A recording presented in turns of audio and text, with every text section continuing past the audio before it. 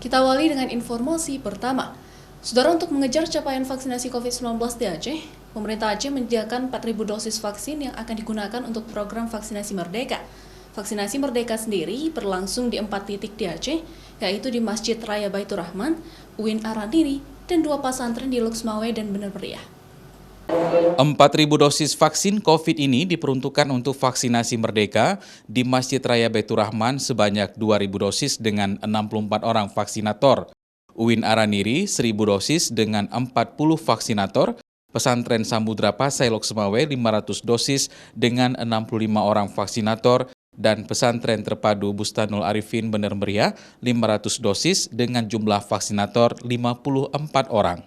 Vaksinasi Merdeka ini serentak dilakukan di tempat-tempat ibadah dan institusi keagamaan hingga 15 September mendatang. Untuk Aceh, pemerintah sejauh ini menargetkan di 2 pondok pesantren, 1 kampus, dan 1 rumah ibadah.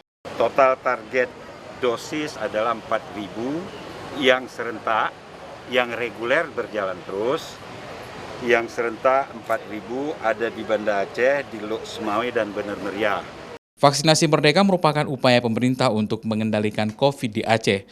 Namun, usaha tersebut menurut Nova harus dibarengi dengan konsistensi masyarakat dalam menerapkan protokol kesehatan seperti menggunakan masker dan menjaga jarak antar sesama.